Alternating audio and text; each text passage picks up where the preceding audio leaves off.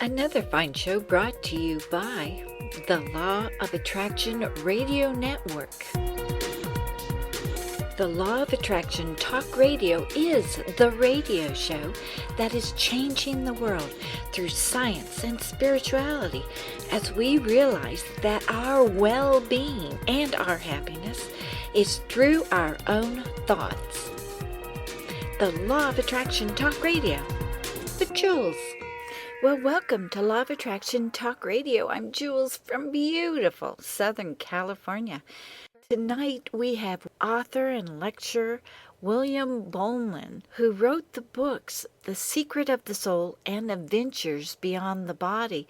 And he also holds incredible workshops at the Moreau Institute. This is going to be an incredible show tonight, and one that you need to hear to literally become a master manifester right here on Law of Attraction Talk Radio. Author and hypnotherapist William Buhlman is America's leading expert on out-of-body experiences for the last 4 decades.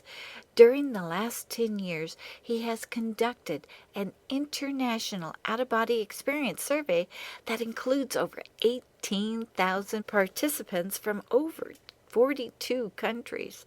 The provocative results of this survey are presented in his book, The Secret of the Soul. William has developed a proven, effective system to experience safe, self-initiated out-of-body adventures. He conducts workshops with the Monroe Institute titled Out-of-Body Exploration Intensive. William is best known for his ability to teach people how to have profound spiritual adventures through the use of out-of-body experiences. In addition, he has developed an extensive series of audio and video programs that are designed to expand awareness and assist in the exploration of consciousness. William has, of course, appeared on numerous television and radio shows worldwide. His books are currently available in 10 languages. His website is, and I want you to write this down because I know you're going to want to visit it. His website is astralinfo.org. That's astralinfo.org. Thanks, William, for being on Law of Attraction Talk Radio tonight. Oh, it's my pleasure. William, what made you get into this field? Why? What happened? Well, in the early 70s, I had a friend of mine in college had a spontaneous out-of-body experience, and it changed his life. And I wanted to find out more about it because I didn't believe in this.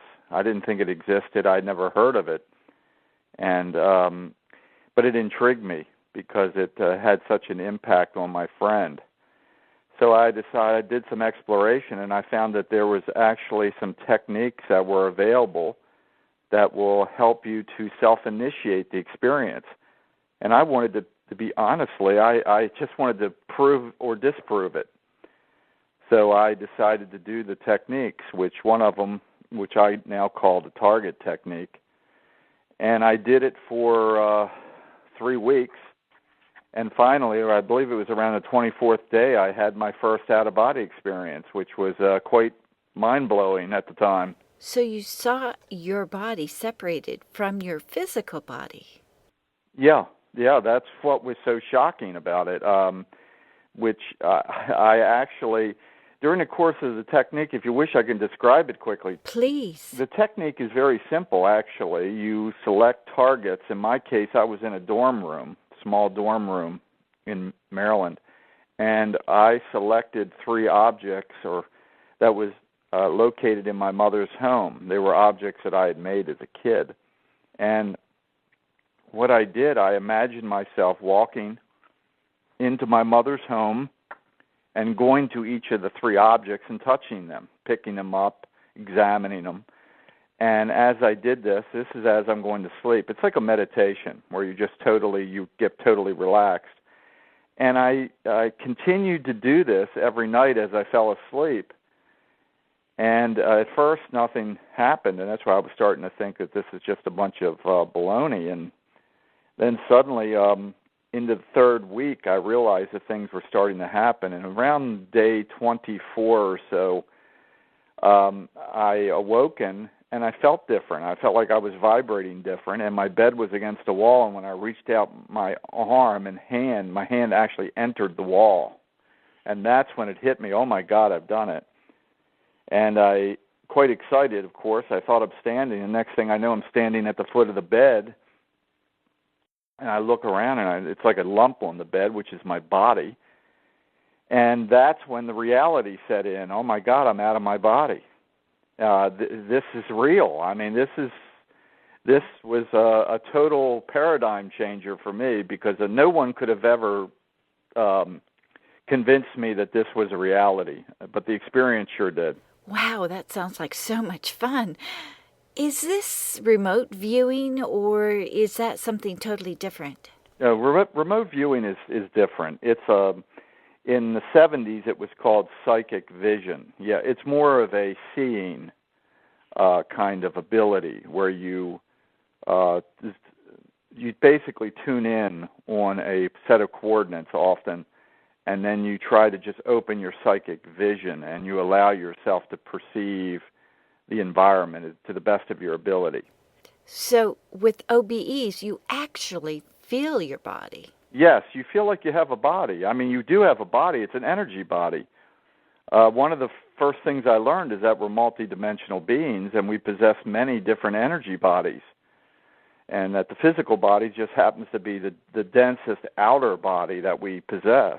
And out-of-body experiences, or essentially, we shift our consciousness inward to a less dense energy body, and we experience that. But it for most people, it will look and feel just like their physical body. And you're saying that we all have the ability to have OBEs? Oh, absolutely. Anybody that gets over the fear, a lot of people, unfortunately, have a lot of fear around this because they're so conditioned to believe their physical body is them. You know, look at it the other way. I mean, it's actually the most natural experience in the world, because we are not physical beings. As spiritual beings or non-physical beings, our natural state is actually beyond the body. That's where we normally reside. And this is just a temporary adventure into matter right now. So it's actually, when you look at it that way, it's actually quite a natural experience where you get to experience your true self, your inner self, your spiritual self. And that's why it's such a profound experience for people, because you can prove this to yourself. This is not about a belief. There's no belief systems attached to this. There's no philosophies. This is all about doing exercises and having the experience for yourself, and then you determine what's real for you. You said that you experienced profound changes in your life because of these out-of-body experiences. What are the benefits to it? What can we expect? Well, they connect themselves to their spiritual essence in a much more profound way. It's a wake-up call for many people, because most people are totally assimilated into the physical world and their physical body, and that's all they ever think about. They don't think about themselves as being anything but basically a hunk of flesh. And then suddenly you get this huge wake-up call, and it's like, oh my God, I'm not my body. My body's just a vehicle of consciousness, and I have the ability to experience and explore and obtain the answers. In other words, the answers to the big questions. What am I? Where did I come from? Where am I going? What's my purpose? Most humans don't have a clue what they're doing here and what they are. They don't. It's kind of insane. It is insane. We have the capability of knowing the answers to the big questions, but yet most people don't even pursue them. And out-of-body exploration gives people an opportunity to experience these answers, not just read about them in a book. So in order to realize this, do you have to be in an altered state? Oh, yes, definitely. You enter into a very deep, relaxed state. In my workshops, I use hypnosis. I use a lot of deep visualization. It's very much like a deep meditation with a goal. In like I said in my workshops, I'll go into a 20-minute relaxation, and then I'll start it out with some mild hypnosis, and then we'll do some visualization. But we'll go deep as possible, and then you begin a technique that will help you to self-initiate the separation of consciousness from the physical body. Just out of curiosity, how many sessions does it take through hypnosis to have an out-of-body experience? It depends on the person. It's generally, if you're in a private session, it depends on the fears, the subconscious and conscious fears of the individual, because people are blocked, just like they're blocked in their spiritual development. There's a lot of issues that's why we're here in a body. We're dealing with issues. We're working on ourselves. And it all depends on the individual. Some people will have an experience quite rapidly, and other people, it could take months. I do groups. As you probably know, I do at the Monroe Institute, I do 24 people in a group. They're all in a check unit. It's very sophisticated system. And I just come back from Italy 2 days ago, and I did a workshop with 30 people. And they're laying on the floor in sleeping bags or mats, and we go through a series of techniques to get them relaxed and to focus. But everyone's different, really. What I try to, during a workshop, I really firmly feel that most people require 30 days of daily practice. It's like a meditation. We're not talking about some lengthy thing that's difficult to do. 15 minutes a day for 30 days. So you're rewiring the brain and building new neurons away from all the blocks. Yes, exactly. You have to reprogram the conscious and subconscious mind as much as possible to be open to this new experience, because most people are not. And the more some people have an experience right away, but typically it takes like I said, for me it took 24, 25 days. Wow. And the average person, I tell people to stick with it for 30 to 60 days, and select a technique. They're easy to do. They're visualization-type techniques. You do it as you're falling asleep. So it's easy to incorporate this in your daily life and experiment with it. It's very similar to meditation, I feel. You have stated that there's over 50 million people who have already had OBEs, but yet many of them do not realize that they've had it. Why? Well, the first thing people should do is to get knowledge about the topic. Unfortunately, in our society, most people don't. There's a lot of information now available that wasn't available even 10 years ago. I would suggest reading on the topic a little bit and finding out. For instance, if any of your listeners have ever had vibrations during sleep paralysis, hearing your name called, feeling someone touching you while you're asleep, a feeling of lightness or heaviness, like you're beginning to sink or float. Any of these things, there's many different events, especially loud sounds like a vibration and engine noise. All of these are an indication that you're about to have an out-of-body experience. It's called the vibrational state. It's a common prelude to an OBE. About 80%, 75 to 80% of people will have some kind of, let's just say, noticeable transition between their physical state of consciousness and this transition into this non-physical state.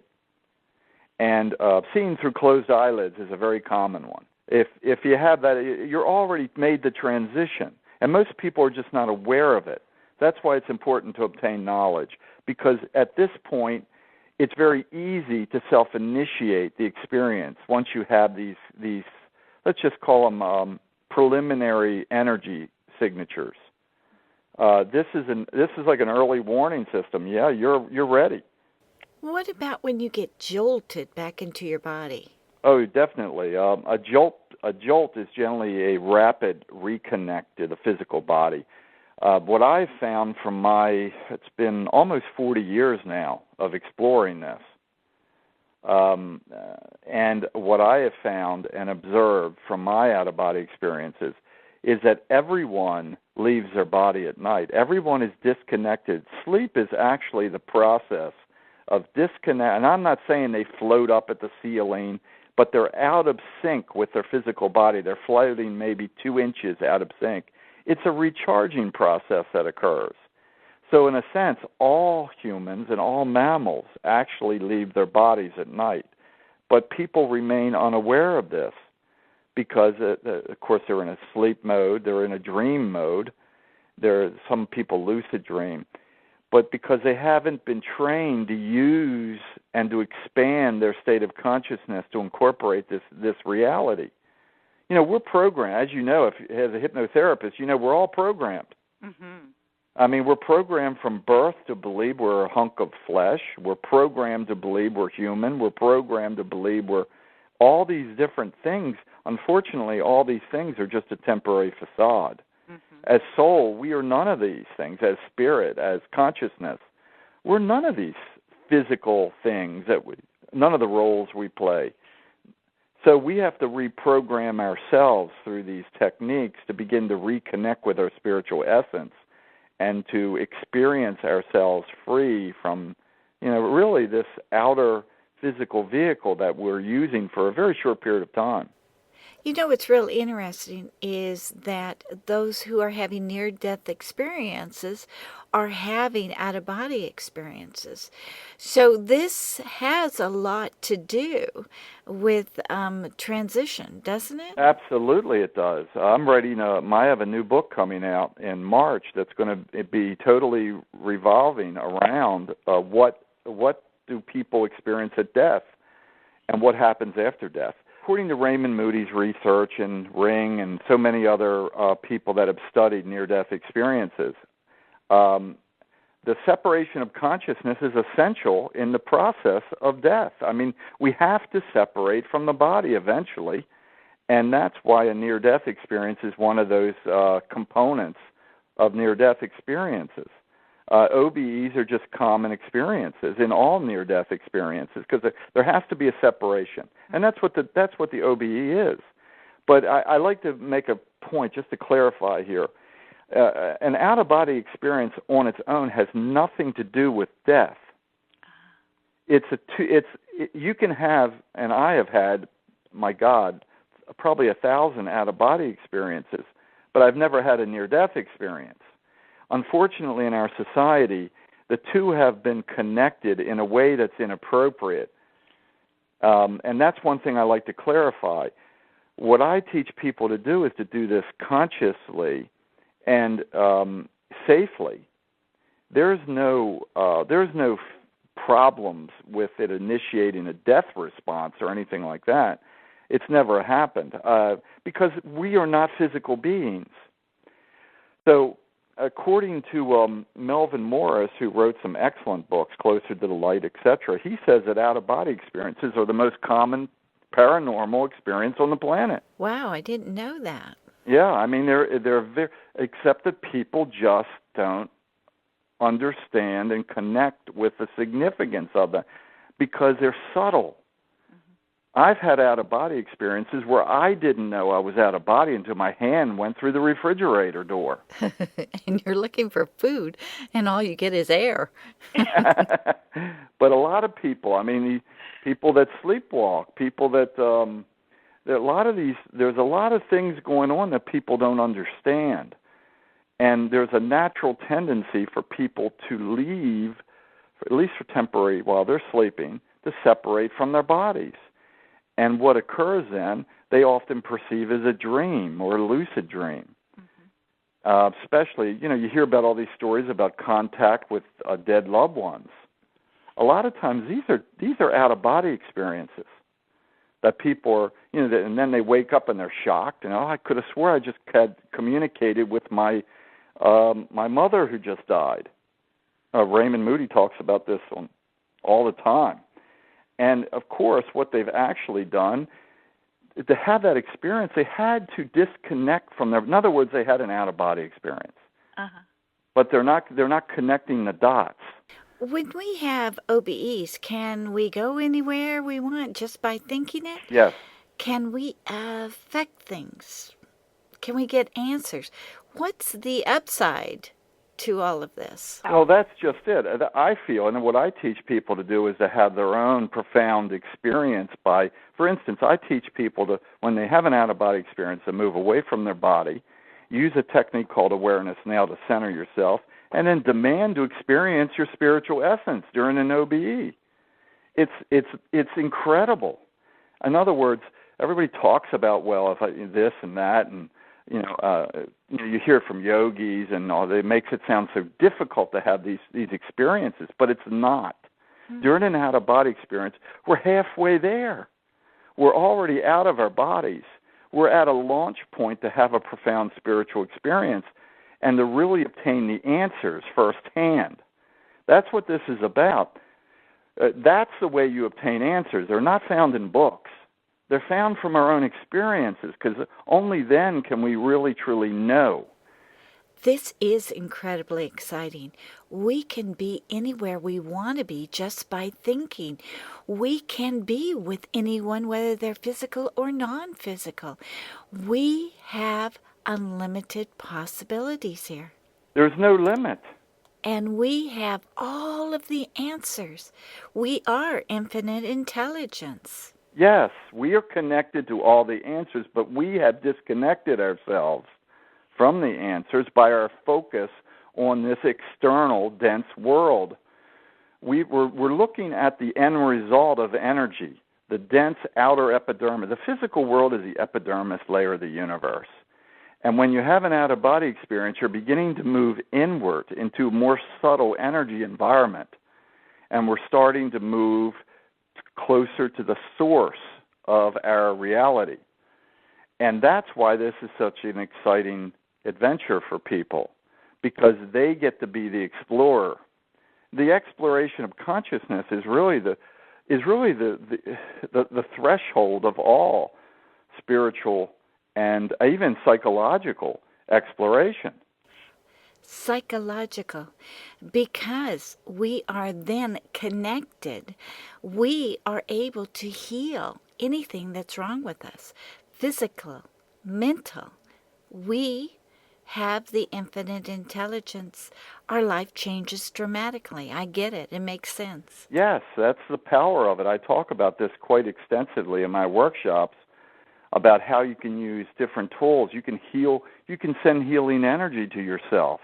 You can request that your blocks be confronted and resolved, because you can accelerate your own personal growth by demanding it, because you're already beyond the outer facade. So now, granted, it depends on the individual. I'm not saying I am not saying in any way, shape, or form that this is an instant thing that happens to everyone. It depends on the person. It depends on how much control they have and what they're willing or what they're ready for. Some people are ready for profound experiences immediately, and they have courage enough to demand the experience. Mm-hmm. You follow me? And other people are a little more fearful, and they hang around near their body. It all depends, just like in the physical world, it depends on the individual. But yes, we can heal, we can readjust a lot of these issues that we're slogging through in the physical world.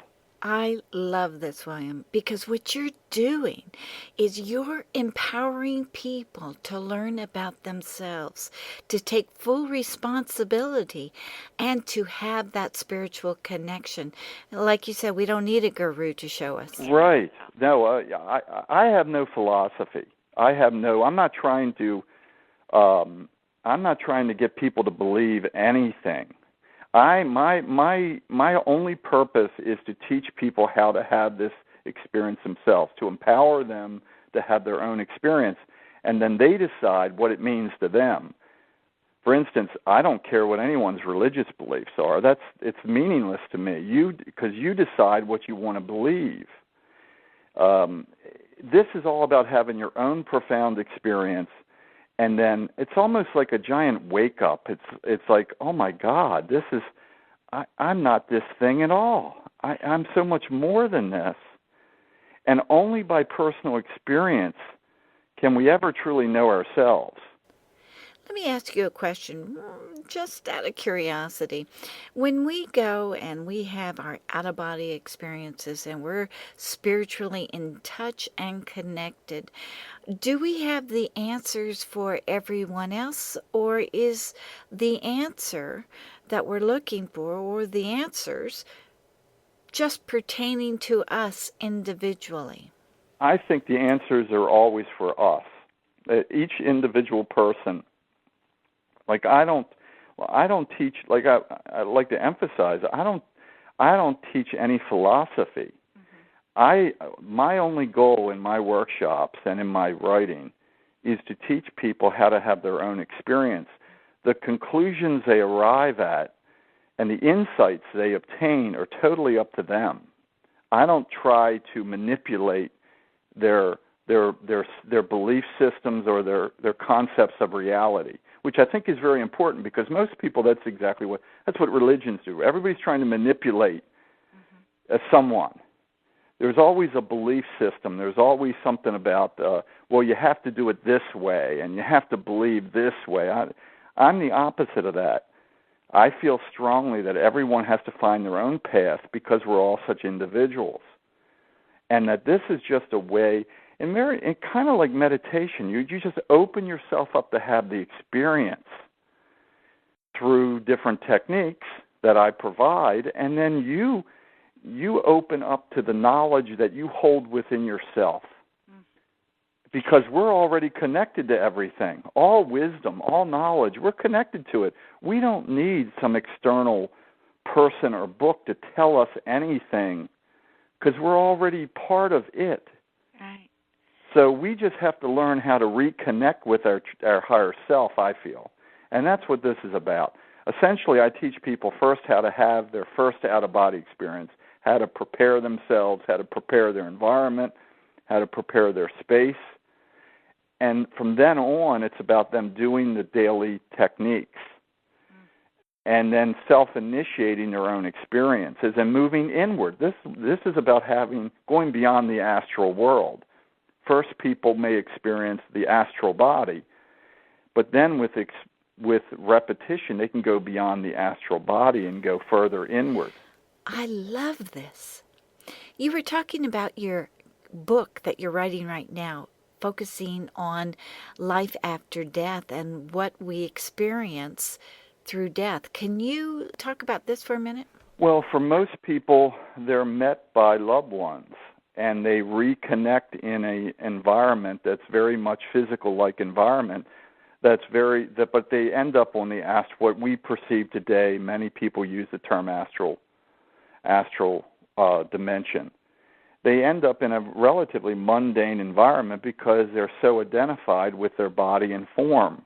So most people limit themselves after death because they know no better. You can't evolve beyond your own self-conception. If you conceive yourself to be a three-dimensional human, how are you going to spiritually evolve beyond that? It's very difficult. So most people lock themselves in what I call form-locked environments. So that's one of the things I write about in one of my books, Secret of the Soul, about how to get beyond that self-conception. One of the ways, of course, the most powerful way, is to have your own experiences, and then you begin to open your own mind to the reality that, I'm not just a three-dimensional being. I'm much more. I'm not just a mom or a dad or, these roles we play. Also, I just released, just 3 weeks ago, a new CD set by Sounds True, a 6-CD set, titled How to Have an Out-of-Body Experience, for those that may be interested. Oh, yes, I just bought mine. And they go to astralinfo.org. Astralinfo.org. And it's available there. It's also available at Sounds True. But my website describes it. And boy, I've got to tell you, you've got a wonderful website in which you can find everything. I highly recommend it. You talk about ETs and abductions. Let's get into that a bit. Well, I have, in Secret of the Soul, I wrote a chapter devoted to this because so many people were coming to me with this topic. I think it's not nearly as important as what we were talking about earlier, but there's many people that if you do an analysis and start to investigate what do people experience during these abduction experiences that are now so common. You know, these UFO conventions in the United States will draw thousands of people. A spiritual event may draw hundreds. I mean, it's unfortunate in that regard. My point is that people really connect themselves to these topics because they can relate to it. They can think of it. To them, that's an exciting topic.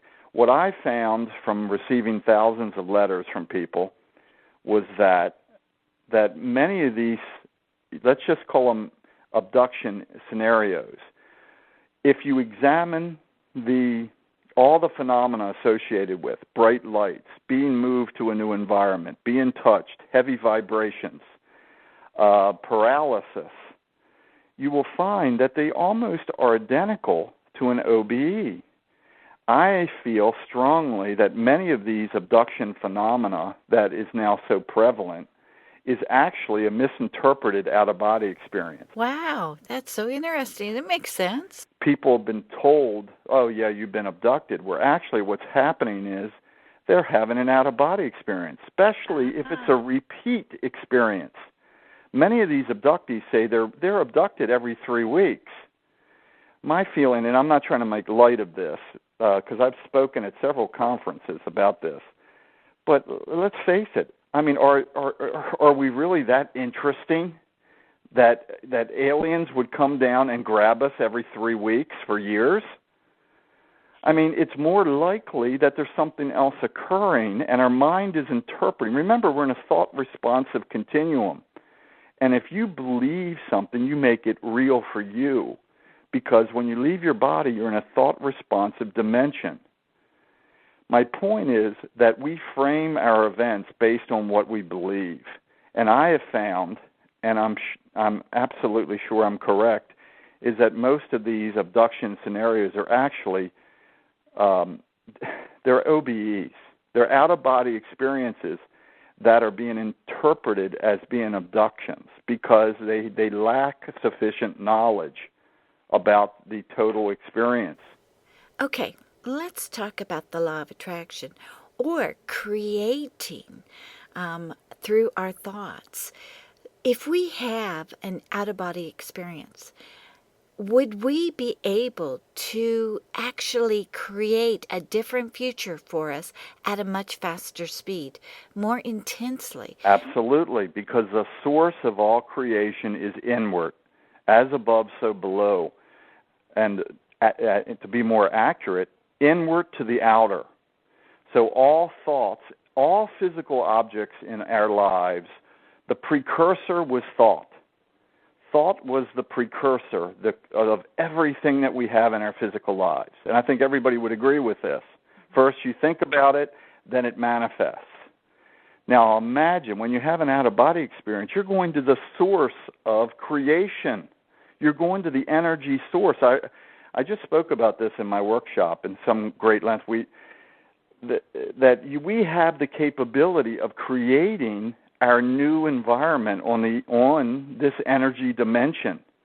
We have the ability during an out-of-body experience to rebuild our physical reality, because on the astral plane is essentially, that's the energy mold for matter. That's the foundation for matter, is this energy mold created by thought. And we have the ability to create new energy molds while out of body, and to really empower these energy molds so that they become matter quicker, because all things in the physical world started as a thought form. Then they manifest from a thought form, and they slowly evolved into an energy form on the astral plane or astral dimension. It was emotional energy, and that became the foundation for the physical object to appear.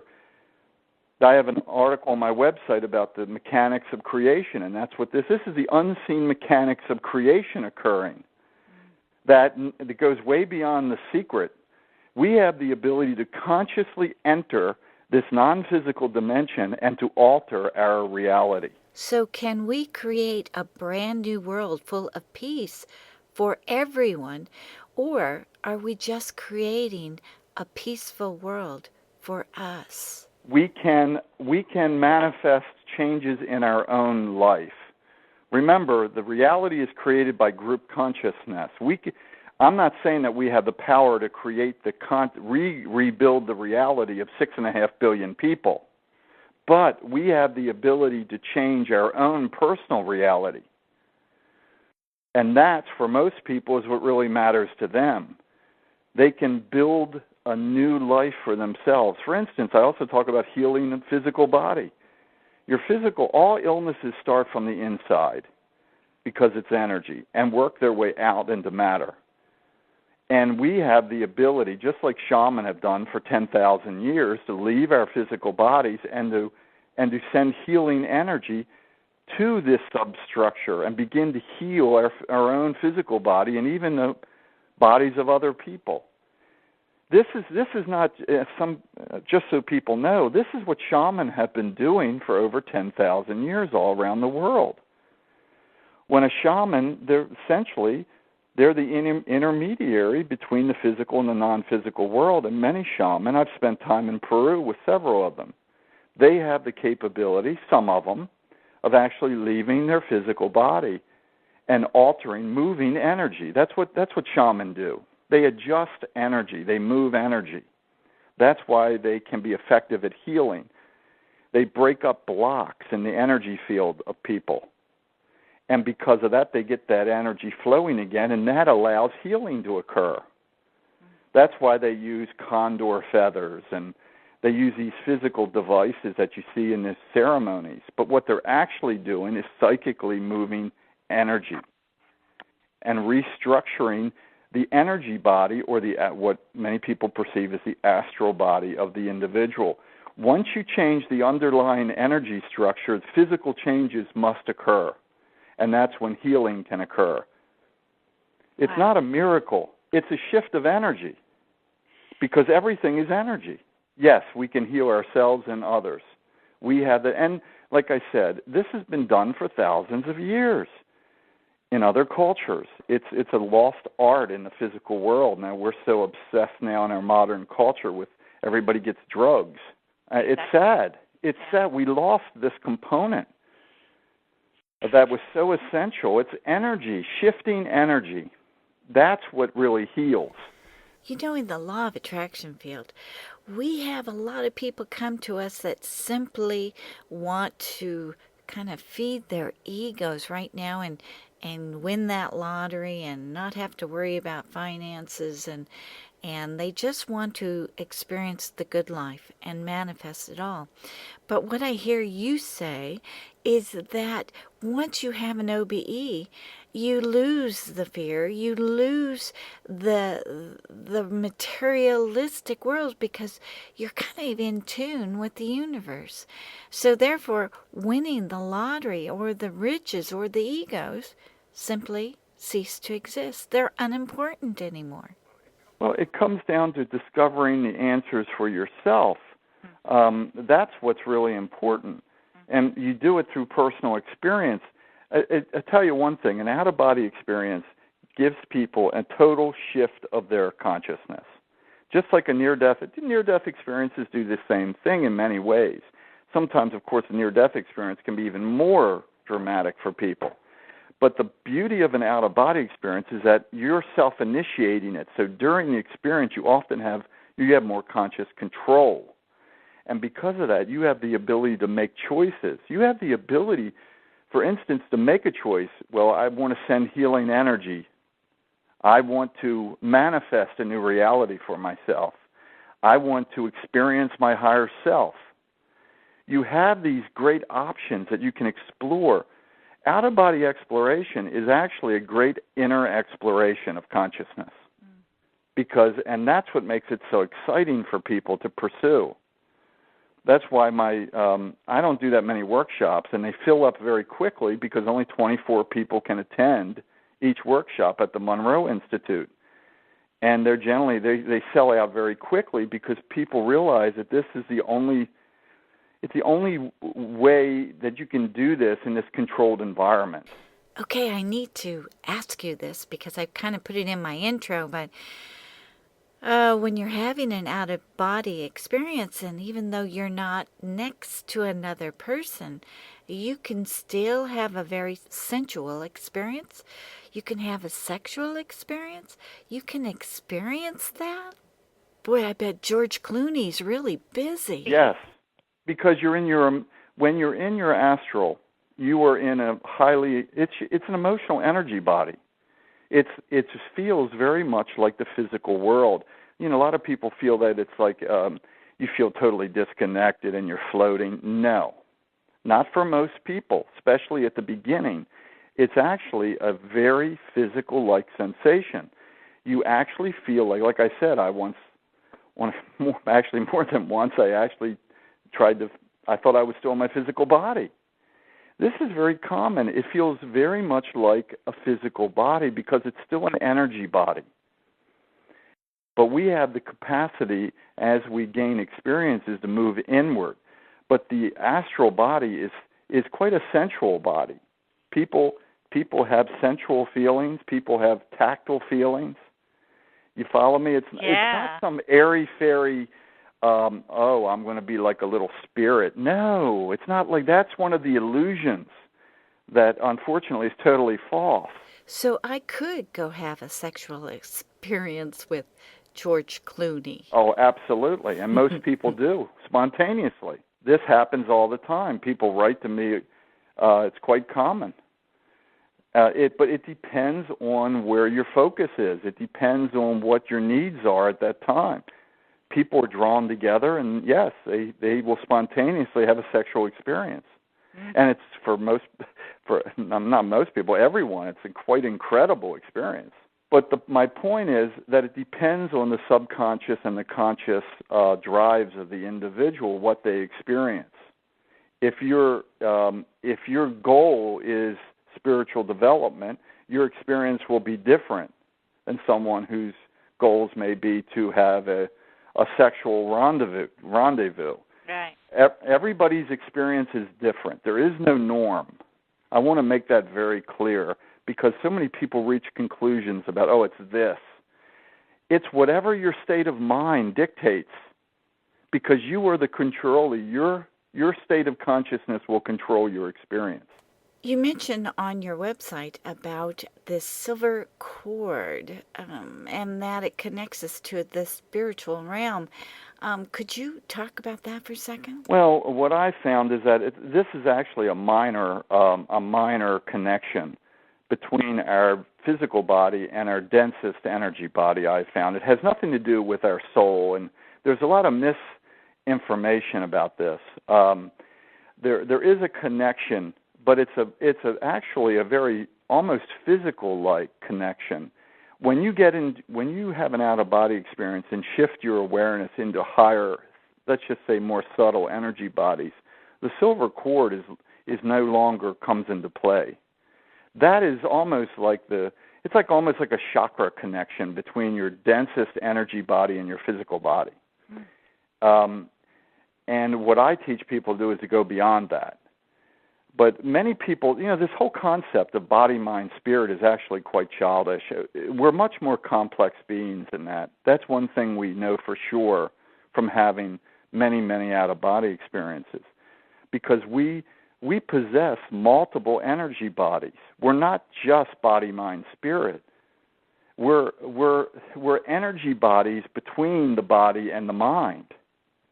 And that's what makes this subject so fascinating.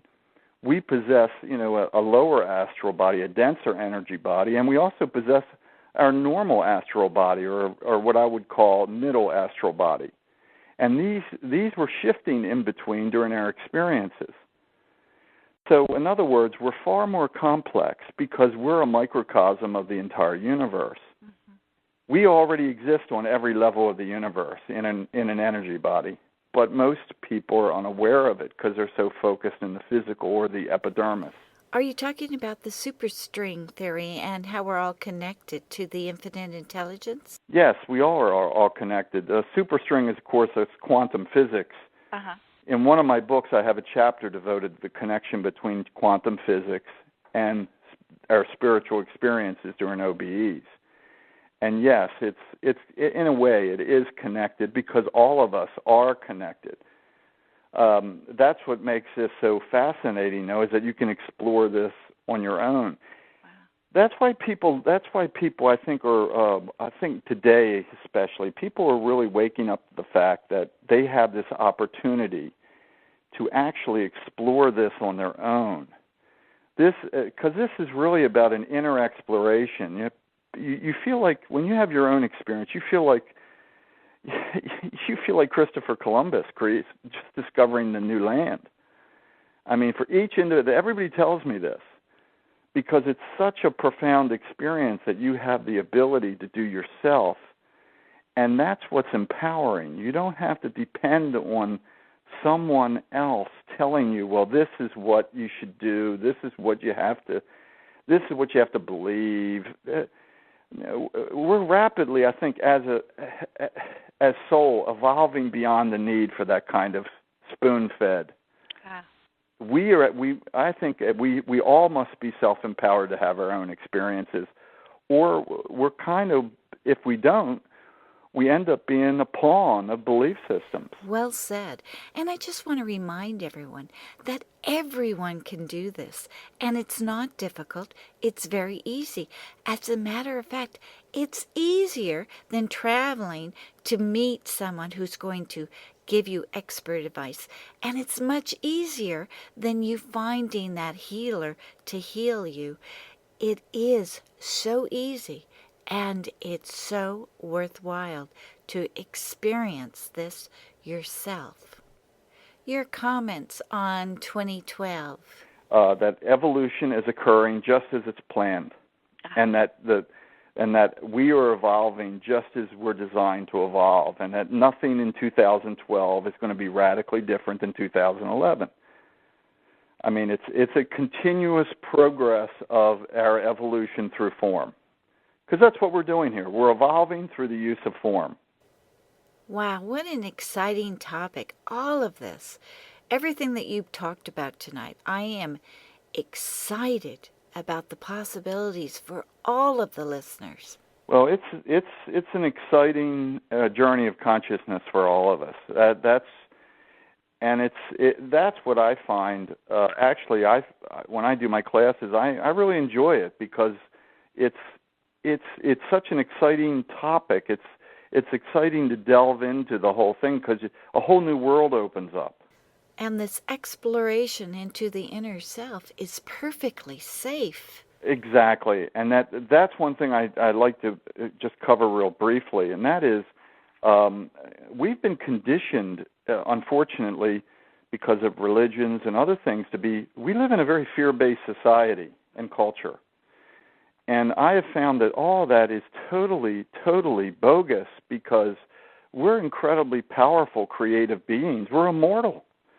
Just think about it. We're completely immortal beings that can create our reality. For God's sake, you doesn't get any more powerful than this. And this whole idea, the only thing holding us back is our fear. And once we begin to break free from this indoctrination of fear, that's when things really start. That's when people really begin to have profound experiences. And they let go. They realize, oh, you're right, I'm not this physical body. Matter of fact, when people prolong their out-of-body experiences, they find out very quickly that they're not even human. They lose the humanoid form because soul is not human.